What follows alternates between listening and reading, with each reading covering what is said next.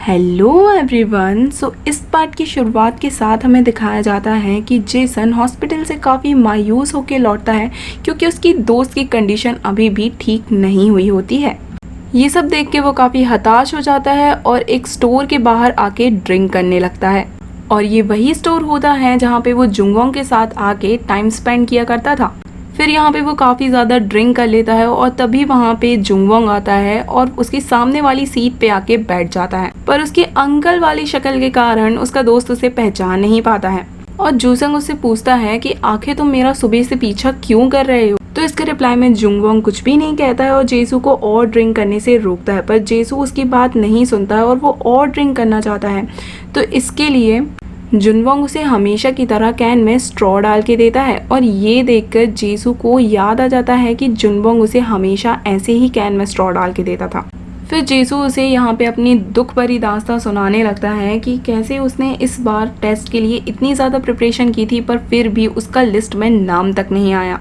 तो ये देख के जुंगवोंग उसे संभालने की कोशिश करता है और उसे कहता है कि तुम तो पहले ऐसे नहीं थे, तुम कभी भी हार नहीं मानते थे और हर मुश्किल का डट के सामना करते थे, तो फिर अब क्या हुआ। तो इस पे जेसू कहता है कि अब वो काफ़ी ज़्यादा थक चुका है, इतने सालों से स्ट्रगल करने पर उसे कुछ भी हासिल नहीं हुआ है। और ये सब कहने के बाद वो पास आउट हो जाता है। यहाँ पे जुंगवोंग उसे उठाने की कोशिश करता है। फिर वो देखता है कि उसके नेगेटिव परसेंटेज काफ़ी ज़्यादा हाई होते जा रहे हैं। फिर गोरियोंग और लिमरियोंग भी वहीं पे होते हैं और वो उसके होश में आने का वेट कर रहे होते हैं। फिर यहाँ पे गोरियोंग सोचती है कि आखिर वो इसे बचाने के लिए क्या कर सकती है। तो यहाँ पे गोरियोंग को सिर्फ एक ही आइडिया आता है कि वो उसके पास्ट में जाके उसके लिए फ्राइड चिकन लेके आए, क्योंकि जुंगवोंग ने कहा था कि वो फ्राइड चिकन खाने के बाद काफ़ी बेटर फील करता है। फिर गोरियोंग लिमरियोंग को वहीं पर रुकने के लिए कहती है और जेसू की बॉडी का ध्यान रखने के लिए कहती है। पर यहाँ पे जुंगवोंग गोरियोंग को रोकता है और उससे कहता है कि वो भी उसके साथ चलेगा, क्योंकि बचपन से ही वो जेसू के साथ रहा है और वो नेबर्स भी रह चुके हैं, तो वो शायद उसके काम पे आए। फिर गोरियोंग उसे साथ में ले जाने के लिए तैयार हो जाती है। पर इसके बाद वो चेयर वुमेन जड़े हुआंग के पास जाती है और उनसे परमिशन लेती है पास्ट में जाने की। तो इस पर चेयर वुमेन डायरेक्टली मना कर देती हैं क्योंकि पास्ट में जाना काफ़ी रिस्की हो सकता है और वो बिल्कुल भी अलाउ नहीं है। फिर वो उससे रीज़न पूछते हैं कि आखिर वो वहाँ पे जाना क्यों चाहती है। तो इस पे गोरियोंग उन्हें थोड़ा एम्बैरेस होते हुए बताती है कि अब जो सोल हम बचाना चाह रहे हैं उसका फ्राइड चिकन खाना काफ़ी ज़्यादा ज़रूरी है। अगर उसने फ्राइड चिकन नहीं खाया तो वो सुसाइड कर लेगा। ये सुन के जड़े हुआंग काफ़ी शॉक्ड हो जाती हैं और वो कहती हैं इतना ज़रूरी है उसका ये खाना। और गोरियोंग से कहती हैं कि ठीक है, तुम कार की कीज़ जाके ले लो।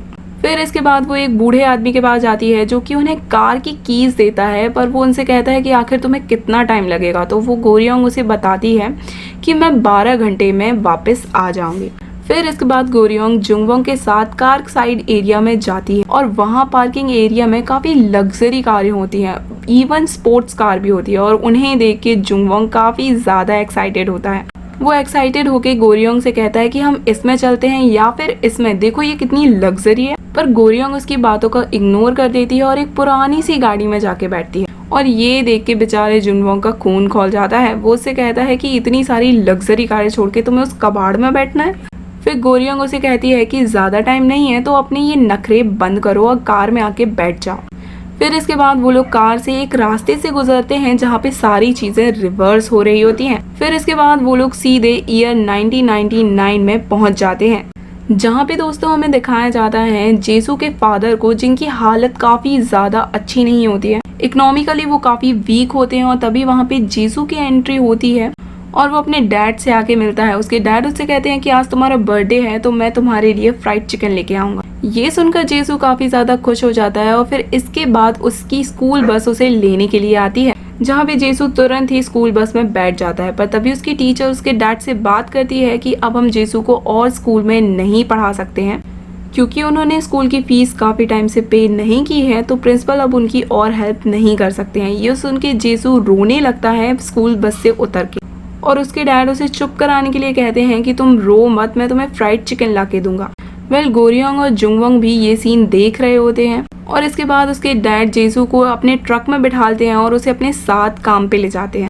जेसू के डैड के पास एक ट्रक होता है जिसमें वो सॉक सेल करते हैं, पर वो बिजनेस भी उनका ज़्यादा अच्छा नहीं चल रहा होता है। फिर इसके बाद जेसू के डैड एक हॉस्पिटल में जाते हैं जहाँ पे उनकी वाइफ एडमिट होती है और उनकी कंडीशन काफ़ी ज़्यादा क्रिटिकल होती है और यहाँ पे उनसे एक नर्स कहती है कि वो उनकी वाइफ को अब और एडमिट नहीं कर सकती है क्योंकि उन्होंने बिल पे नहीं किया है। और जेसू की डैड की परेशानियां एकदम बढ़ती ही जा रही थी। वहीं दूसरी ओर हमें दिखाया जाता है कि जेसू अपनी मॉम के साथ बैठा होता है और उसकी मॉम उससे बातें कर रही होती है। फिर तभी उसके डैड रूम में आते हैं और उसकी मॉम उनसे कहती है कि मुझे घर ले चलो, मुझे हॉस्पिटल में और नहीं रहना है। तो इस पे जेसू के डैड कहते हैं कि वो कहीं ना कहीं से पैसे का इंतजाम कर लेंगे, तुम चिंता मत करो। और फिर वो जेसू को अपने साथ लेके वहाँ से चले जाते हैं। फिर इसके बाद वो हॉस्पिटल से बाहर निकलता है और देखता है कि जोरों से बारिश होने लगी है और वो जल्दी से जेसू को ट्रक में बिठाता है और अपना सारा सामान रख के वहाँ से निकलने लगता है। फिर वो लोग फाइनली घर पे पहुँचते हैं जहाँ पे गोरियोंग भी उनका पीछा करते हुए पहुँचती है और वहाँ पे वो लोग देखते हैं कि उनके मकान मालिक ने उन्हें भरी बरसात में उनका पूरा सामान घर से बाहर निकाल दिया क्योंकि उन्होंने काफी महीनों से किराया पे नहीं किया था।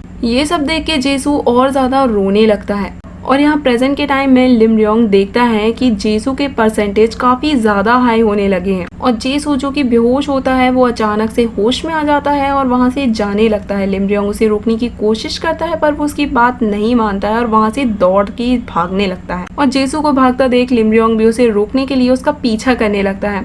फिर इतने में ही जेसू एक कार के सामने जाके सुसाइड करने ही वाला होता है कि लिम रियोंग उसे जाके बचा लेता और गुस्से में चिल्लाकर उसे कहता है कि बस थोड़ी देर और रुक जाओ, तुम्हारे fried chicken on the way हैं, प्लीज थोड़ी देर रुक जाओ। वहीं दूसरी ओर पास्ट के टाइम में हमें दिखाया जाता है कि गो रियोंग जुंगवोंग से कहती है कि मुझे नहीं लगता है कि उसके डैड आज उसे फ्राइड चिकन दिलवा पाएंगे, उनकी कंडीशन देख के तो बिल्कुल भी नहीं लग रहा है, तो इसलिए हमें वापस जाना चाहिए, हम उस चीज का कोई और हल ढूंढ लेंगे। इस पे जुंगवोंग उसे कहता है कि ठीक है पर मैं उनसे मिलना चाहता हूँ एक आखिरी बार। जुंगवोंग जब उनके पास मिलने के लिए आता है तो वो उनकी बातें सुनता है जिसमें जेसू के पापा उससे कह रहे होते हैं कि मैं तुम्हें तुम्हारी मॉम के पास छोड़ दूंगा और मुझे काफी सारे काम हैं तो मैं वो उन्हें लिपटा के तुम्हारे लिए फ्राइड चिकन लेके आऊंगा। ये सब कहते हुए वो रो रहा होता है तो जेसू उससे पूछता है कि आखिर आप रो क्यों रहे हो। इसके बाद वो उसे लेके ट्रक में बैठ जाता है। जुंगवोंग भी वापस कार में जाता है और गोरियोंग को बोलता है कि वो जरूर अब उसके लिए फ्राइड चिकन लेने जाएगा, हमें ट्रक का पीछा करना चाहिए। वहीं यहाँ दोस्तों प्रेजेंट टाइम में हमें दिखाया जाता है कि जेसू लिम रियोंग को कहता है कि अब मुझे समझ में आ गया कि बर्थडे वाले दिन मेरे डैड मुझसे क्या कहना चाहते थे, मैं उनकी आंखों से उनके इरादे समझ गया। और वहीं दूसरी ओर पास्ट टाइम में हमें दिखाया जाता है कि जेसू के डैड काफी ज्यादा रश में ड्राइव कर रहे होते हैं तो जुंगवोंग कहता है कि मेरी समझ में नहीं आ रहा है कि आखिर इन्हें इतनी जल्दी किस बात की है। तो गोरियोंग जुंगवोंग से पूछती है कि क्या तुम सच में अभी तक नहीं समझे, वो यहाँ पे सुसाइड करने की कोशिश कर रहा है ताकि वो इंश्योरेंस के लिए क्लेम कर सके और उसके मरने के बाद उसकी फैमिली को कोई भी दिक्कत ना हो। ये सुनने के बाद जुंगवोंग उसे रोकने की कोशिश करता है पर वो उसकी बात नहीं सुनता है और जेसू का डैड सामने से एक ट्रक आता देख उसमें भिड़ने की कोशिश करता है। गोरियोंग ये बात समझ जाती है तो वो अपनी गाड़ी काफी तेज स्पीड में चलाती है और बीच में लगा देती है जिससे जेसू का डैड ब्रेक मारता है। फिर इसके बाद हमें बोनस पार्ट दिखाया जाता है जहाँ पे जुंगवोंग काफी खुश होके एक जगह से निकल रहा होता है। तभी वहाँ पे उसे एक लड़की दिखाई देती है और वो अनजान लड़की उसे खुश देखकर कहती है कि लगता है तुम्हारी अभी अभी न्यू जॉब लगी है। वो यहाँ पे उसे कुछ ऐसी बातें करती है जिससे उसे लगता है कि ये कुछ आफ्टर लाइफ की बातें करना चाह रही है, तो वो उसके साथ जाता है जहाँ पे वो कुछ डायरेक्टर के बारे में कहती है और फिर वो उसे अपने साथ में ले जाके कुछ लोगों की तस्वीर भी दिखाती है और वो उन्हें अपना डायरेक्टर कह रही थी। और फिर थोड़ी देर बाद वहाँ पे पाक गिल भी पहुँचता है, उसे भी कोई लड़की वहाँ पे लेके आती है और पाक गिल को वहाँ पे देखकर जुंगवोंग वहाँ से धीरे से निकल जाता है। वो लड़की काफी ज्यादा डरी हुई होती है पाक गिल को अपने सामने देख के और बाहर जुंगवोंग को उस लड़की के चीखने चिल्लाने की आवाज सुनाई देती है और इसी के साथ ये पार्ट यहीं पे खत्म हो जाता है।